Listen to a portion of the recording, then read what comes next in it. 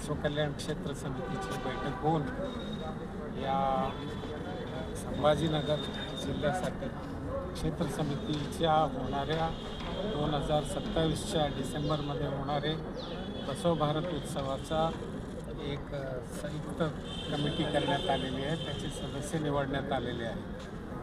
हा भव्य प्रमाणात होत असून 12व्या शतकात जो शरणांनी बसव कल्याण इथे स्थापन केलेल्या अनुभव मंडप किंवा आधुनिक जे पार्लिमेंटरी डेमोक्रेसी जे स्थापना झाली त्या अनुभव मंडपाचं बांधकाम आता कर्नाटक गव्हर्नमेंटने पूर्ण केलेले आहे, जवळपास 90% पूर्ण झालेले आहे. तर त्याचा उद्घाटन समारंभ होणार आहे 2027 वर्षी. तो गव्हर्नमेंटतर्फेही होईल, परंतु त्याच्याबरोबर हा बसव कल्याण क्षेत्र समिती म्हणून एक क्षेत्र समिती बसव कल्याण उन्नतीसाठी स्थापन झालेली आहे. मागील 5 वर्षापासून ते काम करीत आहेत.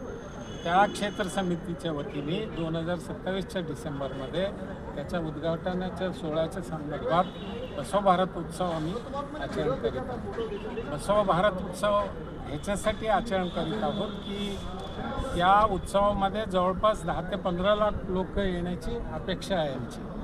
कारण त्या काळामध्ये एका काळामध्ये 12व्या शतकात बसव कल्याणमध्ये एक वेळी बसव कल्याण प्रधानमंत्री असताना 1,96,000 शरण तिथे जमले होते. त्या काळातले 54 राष्ट्राहून ते जमून लोककल्याणाचं काम तिथे केले, नवधर्म देण्याचं काम तिथे केलं. तर त्या कामाचा पुनरावृत्ती व्हावा आणि पुढे 21व्या शतकामध्ये ते वाढत जावे ह्याच्यासाठी की 21व्या शतकामध्ये आज समाजाला आणि देशाला जगाला जे समस्या आहेत त्या समस्याला समाधान बसव तत्व आणि बसव धर्मामध्ये आहे, म्हणून त्याचं पुनरुज्जीवन व्हावं या दृष्टिकोनातून ह्या बसव भारत उत्सव आचरण करण्यात येत आहे. आणि त्याच्या अनुषंगाने 5 दिवसाचा कार्यक्रम राहणार आहे. त्याच्या अनुषंगाने एक महत्त्वाचं होणार आहे युवा पार्लिमेंट. जसं अनुभव मंडपामध्ये त्या काळातलं पार्लिमेंटमध्ये 770 अमरगण म्हणजे त्याचे मेंबर ऑफ पार्लिमेंट होते.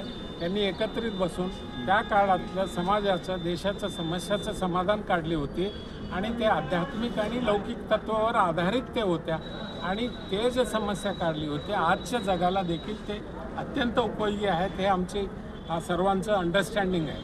म्हणून ते त्या पार्लिमेंटचं उद्घाटन व्हावं, त्याच विचार अजूनही पुढे यावं म्हणून हे एक त्याचं पुनरुज्जीवन करण्याचं करतोय ते पार्लिमेंट. सर, या 5 दिवसाच्या कार्यक्रमात श्रद्धाळू युवक आणि सर्वसामान्य नागरिकांसाठी कोणते प्रमुख उपक्रम आणि आकर्षण असणार आहे? हां, प्रमुख पहिला आकर्षण हा युवा पार्लिमेंट राहणार आहे. देशातले सर्व राज्याचे त्याच्यामध्ये युवा शक्ती येणार आहे, जमणार आहे. त्या युवा शक्ती चर्चा करतील, त्यांना मार्गदर्शनही होईल.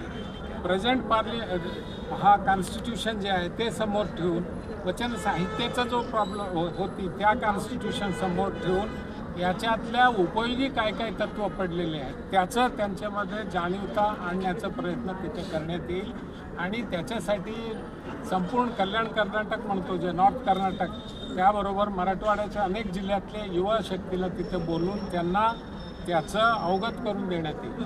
हे विद्यमान पार्लमेंट आणि विद्यमान कॉन्स्टिट्यूशन हे सध्याच्या घडीला मग फेल्युअर झालं का की जे तुम्हाला 12व्या शतकातल्या सगळ्या त्या धर्माच्या आधारावरचं जे संविधान तुम्हाला निर्माण करायचं आहे? नाही, ते फेल्युअर झालेली नाही आहे. सध्याचं कॉन्स्टिट्यूशन आहे ह्याच्यातले तुम्ही ह्युमन राईट्स जाणता ना, मानवी हक्क जे म्हणता त्याच्यात 44 हक्क आहेत. 44चे 48 हक्क आहेत. त्याच्यातले 32 जे हक्क जे आहेत ते शरण साहित्यातले वचन साहित्यातलं आहे, महात्मा बसवेश्वरांचं साहित्यातलं.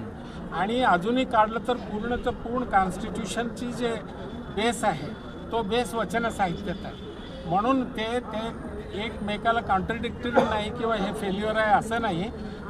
प्रत्येक वेळेला त्याच्यातून काही ना काही सुधार करावा लागतो, इम्प्रूव्ह करावा लागतो.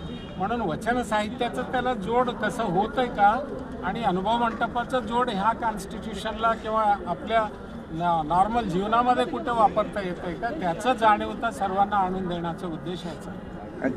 अनेक वेळा संविधानामध्ये संशोधन झालेलं आहे मग आपल्याला या संविधानामध्ये काही लकुना आपल्याला वाटत असतील तर आपण त्याच्या संविधानमध्ये हे करून त्याच्यामध्ये आपण ते ॲड करू शकता ना नवीन गोष्टी. नाही, हे संविधान तरी आहेच, अमेंडमेंटची फॅसिलिटी त्याच्यामध्ये आहे आणि अमेंडमेंट करत असताना जो योग्य वस्तू आहे तोच घेऊन त्याच्यामध्ये अमेंड करावा लागतो. म्हणून हा वचन साहित्यामध्ये असे कमी जे आहेत त्याला अनेककडे उत्तर तुम्हाला दिसतील त्या वचन साहित्यामध्ये. ते अडॉप्ट जर केला तर मग परिपूर्ण कॉन्स्टिट्यूशन होऊ शकतो बसव तत्वावर आधारित, आणि हा आदरणीय बाबासाहेब भीमराव आंबेडकर यांच्या तत्वावर आधारित कॉन्स्टिट्यूशन होऊ शकतो. संविधान जगानं मान्य केलेलं आहे आणि अप्रतिम संविधान आहे, ही जगाचा शिक्कामोर्तब आहे. याच्यामध्ये तो आपल्याला कमी पण वाटतो का नाही संविधानामध्ये? नाही, अजिबात नाही वाटत. उत्कृष्ट मग कॉन्स्टिट्यूशन हा सगळा आहे. खटाटोप पण करण्याचे काय काय ते म्हणजे कानून धर्मावर आधारित संविधानामध्ये करतील का? उद्देश असा आहे, इम्प्रूव्हमेंट आहे. इम्प्रूव्हमेंट आहे. आता ते कॉन्स्टिट्युशनल एक्सपर्ट जे आहेत इम्प्रूव्हमेंट ते करतात ना, ज्याच्यामध्ये इम्प्रुव्हमेंट करायची ना, तर कॉन्स्टिट्युशनल एक्सपर्ट वगैरे ते काम करतात.